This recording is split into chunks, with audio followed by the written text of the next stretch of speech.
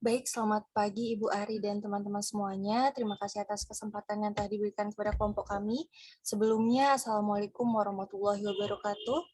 Om Swastiastu, salam sejahtera bagi kita semua. Shalom, Namo Buddhaya, salam harmoni. Jadi pada kesempatan kali ini, kami selaku kelompok 11 akan membahas materi mengenai keseluruhan perencanaan dan program audit.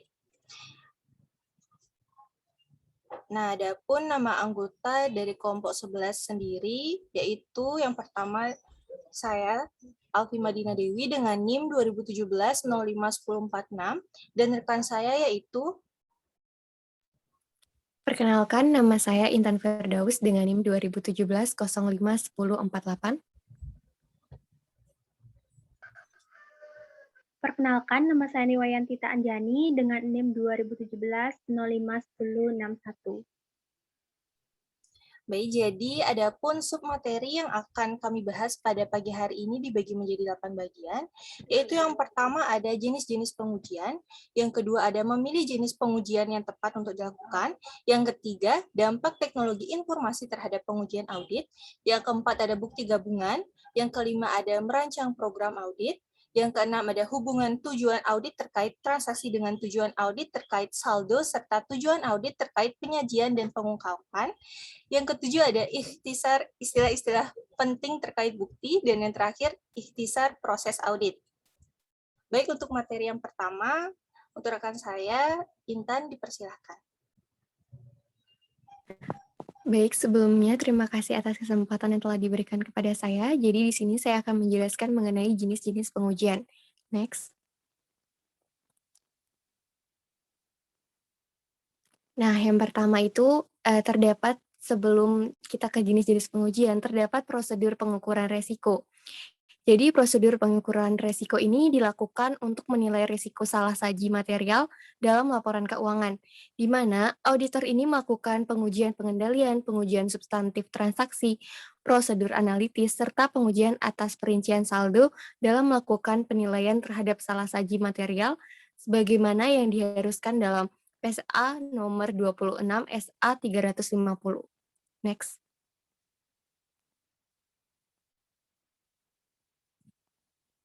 Jadi terdapat jenis-jenis pengujian. Nah, yang pertama itu ada pengujian pengendalian.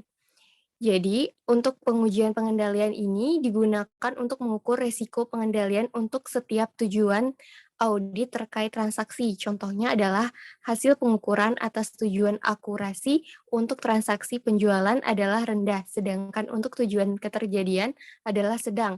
Ketika kebijakan-kebijakan pengendalian dan prosedur diyakini telah dirancang dengan efektif, auditor pengukur risiko pengendalian pada suatu tingkat yang menggambarkan efektivitas relatif terhadap pengendalian pada suatu tingkat yang menggambarkan pengendalian tersebut. Nah, selanjutnya itu ada pengujian substantif transaksi. Nah, pengujian substantif ini merupakan prosedur yang dirancang untuk menguji salah saji rupiah atau seringkali disebut salah saji moneter yang secara langsung berpengaruh pada ketepatan saldo laporan keuangan. Nah, pengujian substantif transaksi ini digunakan untuk menentukan apakah keenam tujuan audit terkait transaksi telah terpenuhi untuk setiap kelompok transaksi, yang mana 2 dari 6 tujuan untuk transaksi penjualan adalah transaksi penjualan benar-benar terjadi atau tujuan keterjadian, dan transaksi penjualan yang ada telah dicatat atau tujuan kelengkapan. Nah, selanjutnya itu ada prosedur analitis. Jadi prosedur analitis ini melibatkan perbandingan-perbandingan jumlah yang tercatat dengan ekspektasi yang dikembangkan oleh auditor. Standar audit mengharuskan prosedur analitis dilakukan selama perencanaan dan penyelesaian audit. Meskipun tidak diharuskan, prosedur analitis ini juga dapat dilakukan untuk mengaudit saldo akun, yang mana dua tujuan utama dari prosedur analitis ini dalam mengaudit saldo akun adalah untuk yang pertama, untuk menandai adanya kemungkinan salah saji dalam laporan keuangan, yang kedua yaitu memberikan bukti substantif. Nah, selanjutnya yang terakhir ini yaitu pengujian terperinci saldo. Jadi pengujian terperinci saldo ini memfokuskan pada saldo akhir buku besar, baik untuk akun-akun neraca maupun laba rugi, yang mana penekanan utama dalam sebagian besar pengujian atas perincian saldo adalah pada neraca, misalnya termasuk konfirmasi atas saldo pelanggan untuk akun piutang dagang, pemeriksaan fisik persediaan, serta pemeriksaan laporan pemasok untuk utang dagang. Next. Nah, selanjutnya di sini ada memilih jenis pengujian yang tepat untuk dilakukan. Next. Nah, terdapat faktor yang mempengaruhi pilihan auditor terhadap jenis pengujian yang dipilih.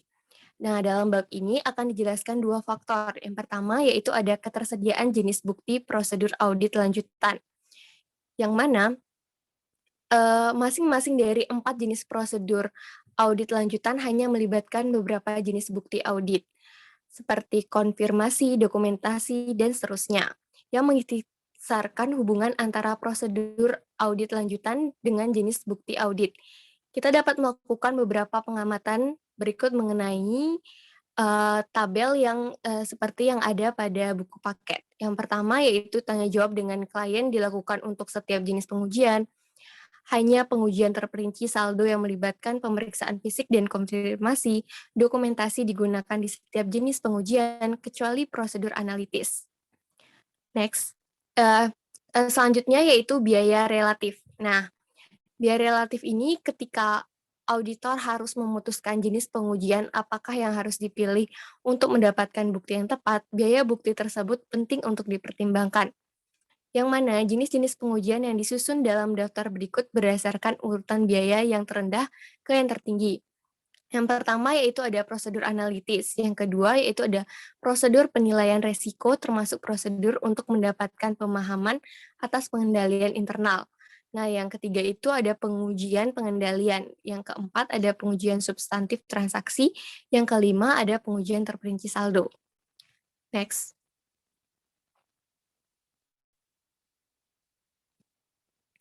Nah, terdapat hubungan antar jenis pengujian. Yang pertama itu ada hubungan pengujian pengendalian dengan pengujian substantif.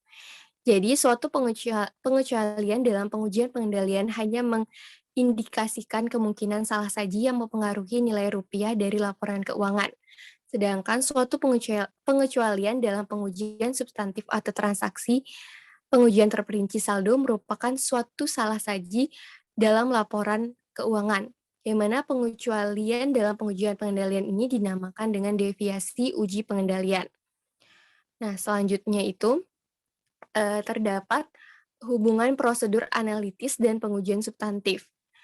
Seperti halnya pengujian pengendalian, prosedur analitis hanya mengindikasikan kemungkinan salah saji yang berpengaruh pada nilai laporan keuangan.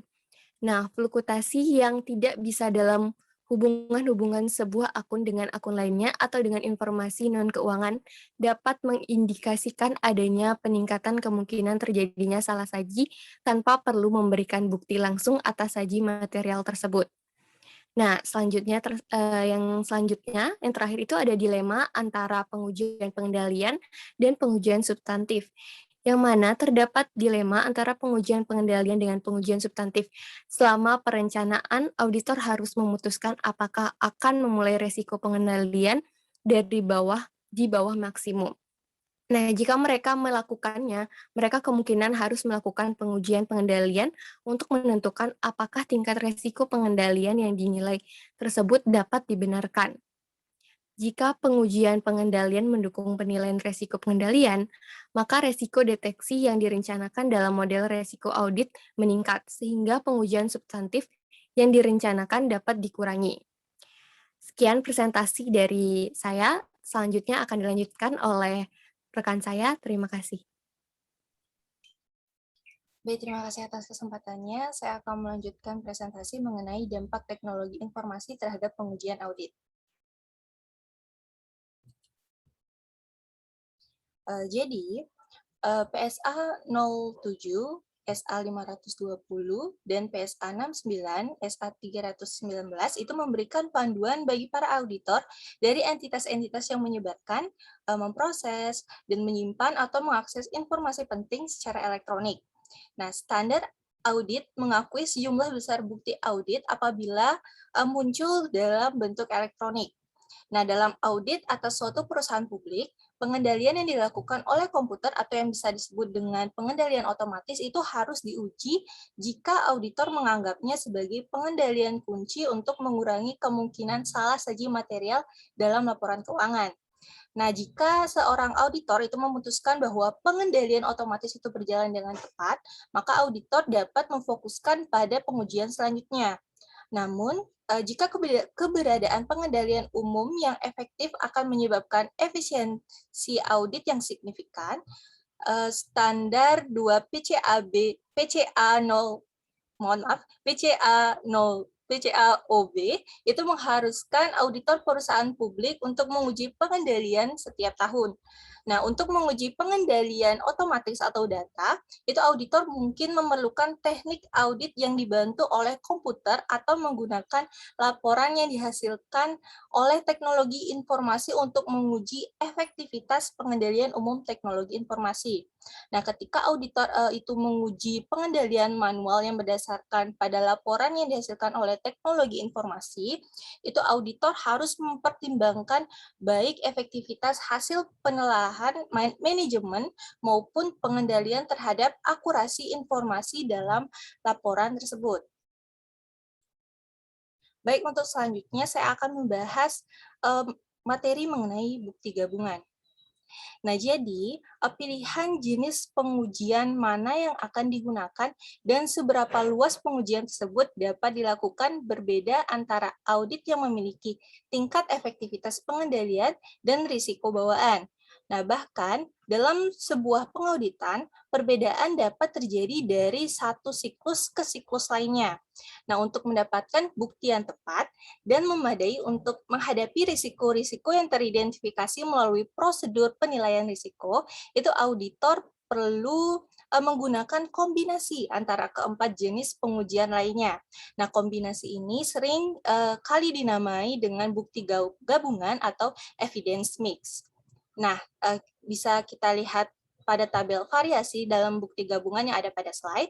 Nah, yang pertama itu ada analisis audit 1. Nah, klien ini merupakan sebuah perusahaan besar dengan pengendalian internal yang rumit dan risiko bawaan yang rendah. Nah, sehingga auditor itu melakukan pengujian pengendalian yang luas dan sangat mengandalkan pada pengendalian internal klien untuk mengurangi pengujian substantif lainnya.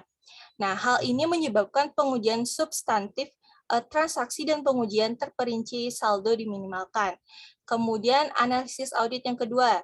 Nah, perusahaan ini berukuran sedang dengan beberapa pengendalian dan beberapa risiko bawaan. Nah, auditor telah memutuskan untuk melakukan pengujian atas semua jenis pengujian sedang, kecuali untuk pengujian substantif yang memungkinkan akan dilakukan secara meluas. Nah, lebih banyak pengujian yang luas yang akan dibutuhkan jika risiko bawaan yang khusus ditemukan. Nah, lalu pada analisis audit 3, perusahaan ini berukuran sedang, namun memiliki beberapa pengendalian yang efektif dan beberapa risiko bawaan yang signifikan. Mungkin manajemen memutuskan bahwa pengendalian internal yang lebih baik memakan biaya yang cukup besar. Nah, karena kurangnya pengendalian internal yang efektif, kita dapat menganggap perusahaan ini kemungkinan bukan perusahaan publik. Nah, yang terakhir, kita bahas analisis audit 4. Nah, jadi rencana awal untuk audit ini adalah mengikuti pendekatan yang digunakan dalam audit 2. Namun, auditor kemungkinan menemukan deviasi uji pengendalian yang luas dan salah saji yang signifikan ketika melakukan pengujian substantif transaksi dan prosedur analitis substantif. Baik, untuk selanjutnya kita akan membahas materi mengenai merancang program audit. Nah, prosedur audit spesifik untuk setiap jenis pengujian harus dirancang. Nah, prosedur audit ini kemudian digabungkan untuk membentuk suatu program audit. Nah, pada sebagian besar audit, auditor kontrak itu bertugas merekomendasikan bukti gabungan pada manajer kontrak kerja. Nah, setelah bukti gabungan disetujui, auditor yang bertugas menyiapkan program audit atau memodifikasi program yang sudah ada untuk memenuhi semua tujuan audit. Nah, auditor tersebut harus mempertimbangkan hal-hal seperti materialitas, kemudian bukti gabungan, risiko bawaan, risiko pengendalian, dan risiko-risiko kecurangan lainnya. Demikian pula dengan kebutuhan untuk suatu audit terintegrasi bagi perusahaan publik. Nah, auditor yang bertugas juga kemungkinan mendapatkan persetujuan dari manajer sebelum melakukan prosedur audit atau mendelegasikan pekerjaan mereka kepada para asisten. Nah, untuk sub-sub program audit itu yang pertama ada pengujian pengendalian dan pengujian substantif transaksi. Nah, program audit pengujian pengendalian dan pengajian substantif dan pengujian substantif, transaksi biasanya termasuk bagian deskripsi yang mendokumentasikan pemahaman terhadap pengendalian internal yang didapatkan selama melakukan prosedur penilaian risiko. Nah, auditor itu menggunakan informasi ini untuk mengembangkan program audit, pengujian pengendalian, dan pengujian substantif transaksi. Nah, bisa dilihat pada slide, itu gambar yang disajikan pada slide ini mengilustrasikan metodologi yang digunakan untuk merancang pengujian tersebut. Nah, yang pertama adalah memahami pengendalian internal sampai dengan merancang pengujian pengendalian dan pengujian substantif seperti membuat rancangan prosedur audit, kemudian waktu, ukuran sampel, dan unsur yang dipilih. Baik, untuk yang kedua itu ada prosedur audit.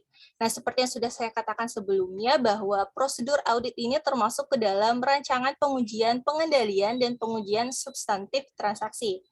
Nah, maka ketika merancang pengujian tersebut, auditor perlu mengikuti pendekatan 4 langkah untuk mengurangi penilaian risiko pengendalian yang teman-teman bisa lihat gambar yang ada pada slide.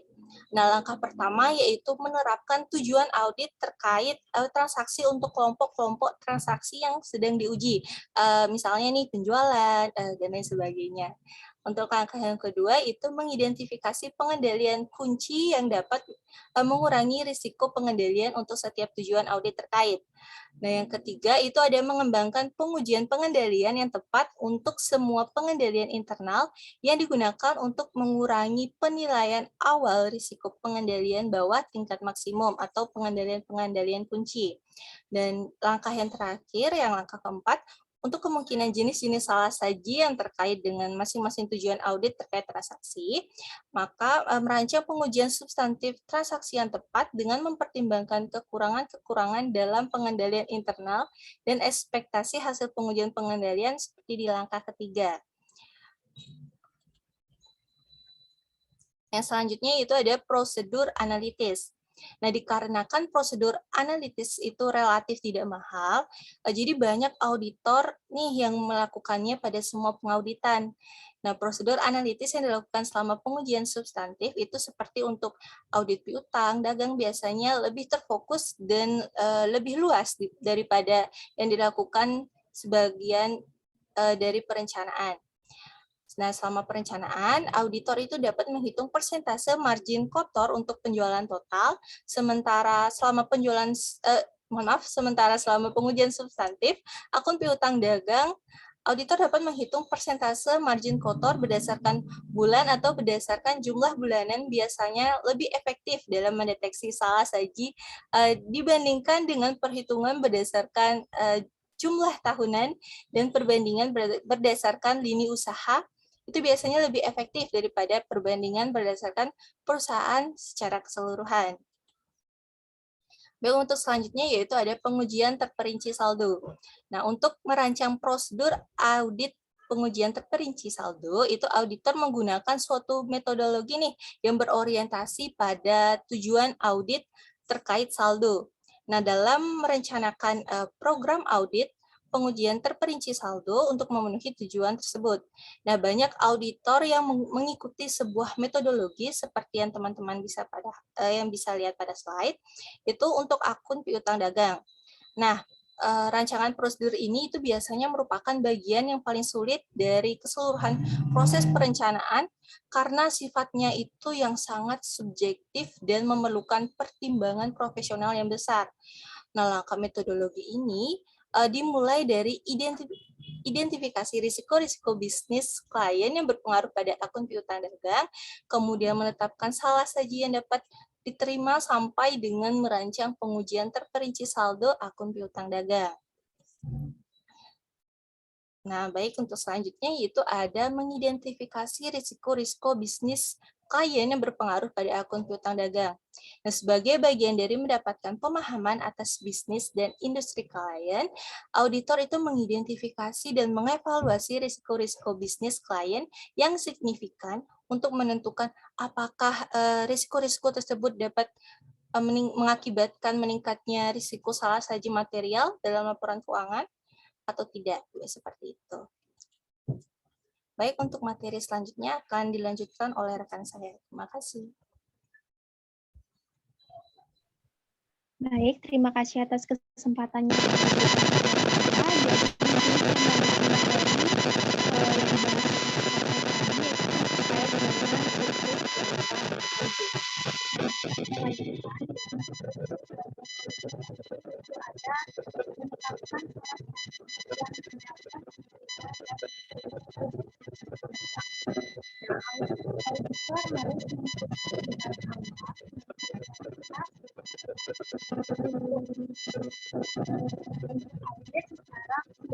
Dan kemudian mengalokasikan totalnya ke saldo akun untuk mendapatkan salah saji yang dapat diterima untuk setiap saldo yang signifikan. Untuk mendapatkan salah saji yang dapat diterima untuk setiap saldo yang signifikan, untuk salah saji yang dapat diterima yang lebih rendah, lebih banyak pengujian terperinci saldo yang diperlukan, dan sebaliknya. Beberapa auditor mengalokasikan salah saji yang dapat diterima pada setiap tujuan audit terkait saldo, namun sebagian besar tidak demikian. Nah, risiko bawaan diukur dengan mengidentifikasikan setiap aspek dari sejarah, lingkungan, atau operasi klien yang mengidentifikasikan kemungkinan salah saji yang tinggi pada laporan keuangan tahun berjalan. Nah, sebuah saldo akun yang risiko bawaannya itu dinilai tinggi akan mengakibatkan pengumpulan bukti yang lebih banyak dibandingkan dengan akun yang memiliki risiko bawaannya rendah. Dan saya lanjutkan yaitu menilai risiko pengendalian siklus penjualan dan penagihan. Metodologi untuk mengevaluasi risiko atas pengendalian akan diterapkan baik pada penjualan maupun penerimaan kas dalam audit piutang dagang. Nah, pengendalian yang efektif akan mengurangi risiko pengendalian dan demikian pula pada jumlah bukti yang diperlukan untuk pengujian substantif transaksi dan pengujian terperinci saldo akan berkurang. Nah, sebaliknya pengendalian yang tidak memadai akan menaikkan jumlah bukti substansi yang diperlukan. Selanjutnya yaitu merancang dan melakukan pengujian pengendalian dan pengujian substansi transaksi siklus penjualan dan penagihan. Nah, pengujian pengendalian dan pengujian substansi transaksi dirancang dengan harapan bahwa beberapa hasil tertentu akan didapatkan. Nah, hasil yang diharapkan ini akan berpengaruh pada rancangan pengujian terperinci transaksi. Yang selanjutnya ada merancang pengujian terperinci akun piutang dagang untuk memenuhi tujuan audit terkait saldo.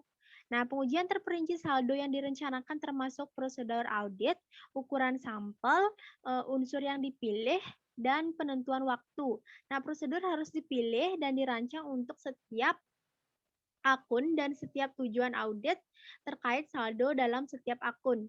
Nah, kesulitan yang dihadapi auditor dalam merancang pengujian terperinci saldo ini adalah kebutuhan untuk memprediksi hasil dari pengujian pengendalian, pengujian substansi transaksi, substantif transaksi, dan prosedur analitis substantif. Nah, sebelum pengujian-pengujian tersebut dilakukan. Hal ini penting karena auditor harus merancang pengujian terperinci saldo selama fase perencanaan. Namun ketepatan rancangan tersebut tergantung pada hasil pengujian-pengujian lainnya juga. Nah, jika hasil pengujian ini tidak konsisten dengan prediksi, auditor harus mengubah pengujian terperinci saldo ketika audit berlangsung. Nah, salah satu bagian paling menantang dalam pengauditan ini adalah pada penerapan faktor-faktor yang berpengaruh pada pengujian terperinci saldo dengan tepat. Nah, auditor belum menggunakan pertimbangan profesional yang besar untuk memutuskan pengaruh spesifik atas perubahan semacam itu terhadap prosedur, ukuran sampel, unsur-unsur yang dipilih, serta penentuan waktu auditnya. Next.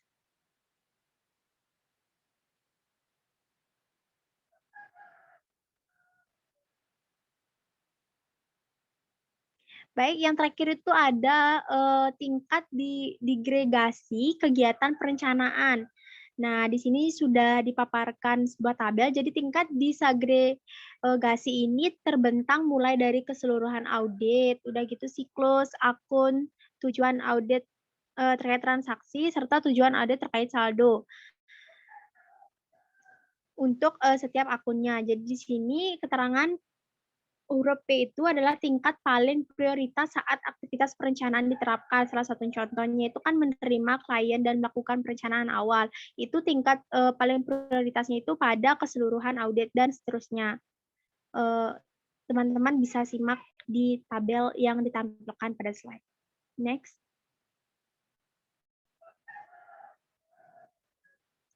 Baik, selanjutnya yaitu hubungan tujuan audit terkait transaksi dengan tujuan audit terkait saldo, serta tujuan audit terkait dengan penyajian dan pengungkapan. Next.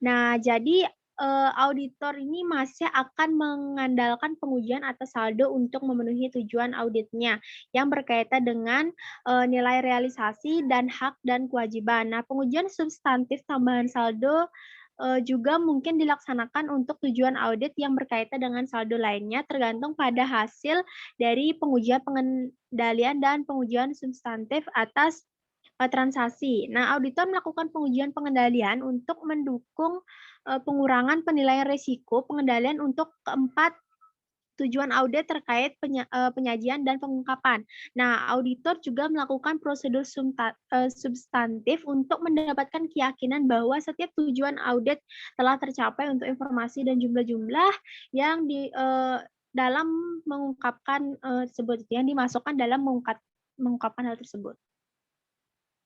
Next.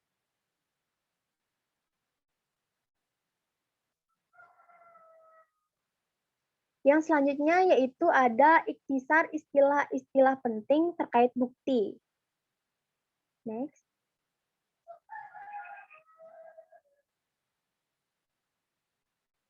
Nah, jadi di sini ada istilah-istilah penting terkait bukti,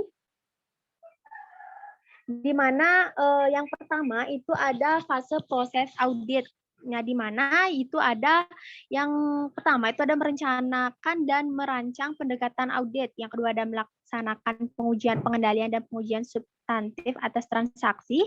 Yang ketiga ada melaksanakan prosedur analisis dan pengujian rincian saldo. Serta yang terakhir ada menyelesaikan audit dengan mengeluarkan laporan audit.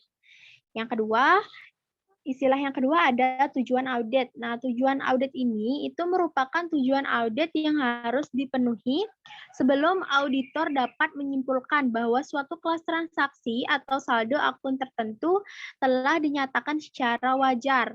Nah, ada 6 tujuan audit yang berkaitan dengan transaksi, 8 yang berkaitan dengan saldo, serta 4 yang berkaitan dengan penyajian dan pengungkapan yang semuanya tercantum pada tabel yang akan disampaikan nanti. Jadi yang ketiga itu ada jenis pengujian. Jenis pengujian ada 5 jenis pengujian audit yang digunakan auditor untuk menentukan apakah laporan keuangan telah dinyatakan secara wajar disajikan pada tabel nanti. Dan yang terakhir ada bukan terakhir, ada keputusan audit. Jadi 4 kategori keputusan yang dibuat auditor itu dalam mengumpulkan bukti. Audit disajikan dalam kolom keempat tabel, nanti akan ditampilkan. Yang terakhir ada jenis bukti. Next satu.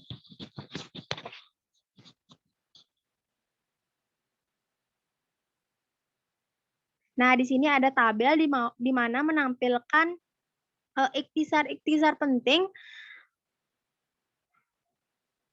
Ikhtisar penting yang terkait bukti yang dipaparkan pada tabel yang seperti yang saya jelaskan tadi, di mana ada tujuan audit, ada jenis pengujian. Yang pertama ada fase dalam proses audit, tujuan audit, jenis pengujian, putusan bukti, dan jenis bukti apa. Sudah tercantum pada tabel. Next.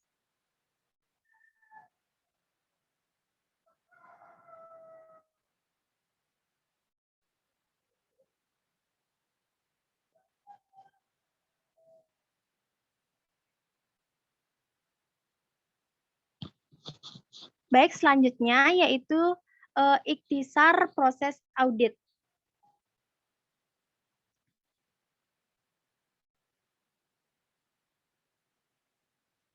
Jadi pada ikhtisar proses audit itu menunjukkan adanya 4 fase untuk keseluruhan proses audit.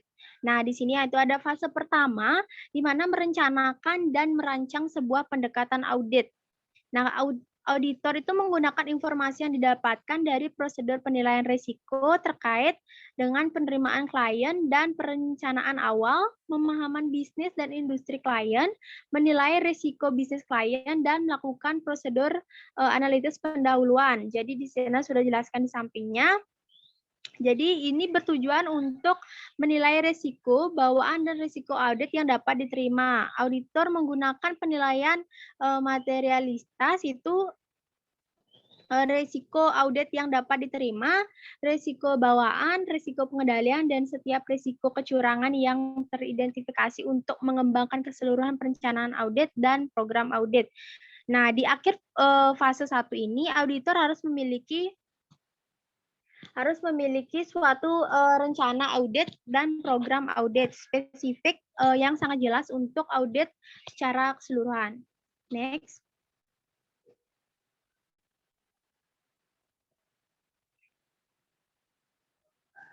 Nah, selanjutnya itu ada fase 2 di mana melakukan pengujian, pengendalian, dan pengujian substantif transaksi. Nah, auditor melakukan pengujian, pengendalian, dan pengujian substantif transaksi selama fase ini. Tujuannya itu ada dari 2 fase ini itu adalah untuk yang pertama itu adalah mendapatkan bukti yang mendukung pengendalian tertentu yang berkontribusi terhadap penilaian risiko pengendalian yang dilakukan oleh auditor.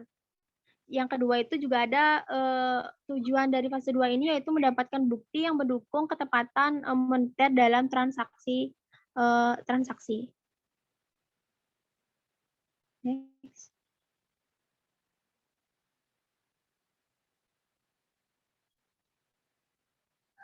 Dan fase ketiga itu ada melakukan prosedur analitis dan pengujian terperinci saldo.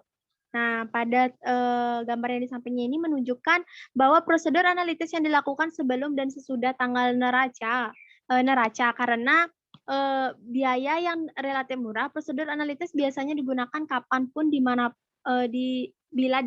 mana memang relevan seperti itu. Jadi prosedur analitis seringkali dilakukan di awal dengan menggunakan data awal seperti akhir tahun sebagai alat perencanaan dan pengarahan bagi pengujian audit lainnya untuk bagian-bagian khusus gitu. Namun manfaat terbesar dari perhitungan rasio-rasio dan melakukan perbandingan terjadi setelah klien telah selesai menyusun laporan keuangannya. Next. Dan yang terakhir itu fase 4 di mana di sini itu menyelesaikan audit dan menerbitkan suatu laporan audit. Nah, setelah 3 fase pertama diselesaikan, auditor tuh harus mengumpulkan bukti tambahan terkait dengan tujuan penyajian dan pengungkapan ikhtisar hasil penerbitan laporan audit dan melakukan bentuk-bentuk komunikasi lainnya, sebagaimana yang sudah ditampilkan di slide. Jadi di sini tuh memiliki beberapa bagian di mana melakukan pengujian tambahan untuk pengujian dan pengungkapan, ada pengumpulan bukti akhir, pengevaluasi akhir, penerbitan laporan audit, dan komunikasi dengan komite audit dan manajemen. Next. Jadi sekian yang bisa saya sampaikan, saya kembalikan kepada moderator. Terima kasih. Baik, sekian materi yang kami sampaikan. Kurang lebihnya kami mohon maaf dan semoga materi ini dapat bermanfaat bagi kita semua. Akhir kata saya ucapkan terima kasih dan wassalamualaikum warahmatullahi wabarakatuh. Om Santi Santi Santi Om. Salam sejahtera bagi kita semua. Shalom, namo buddhaya, salam harmoni. Selamat pagi.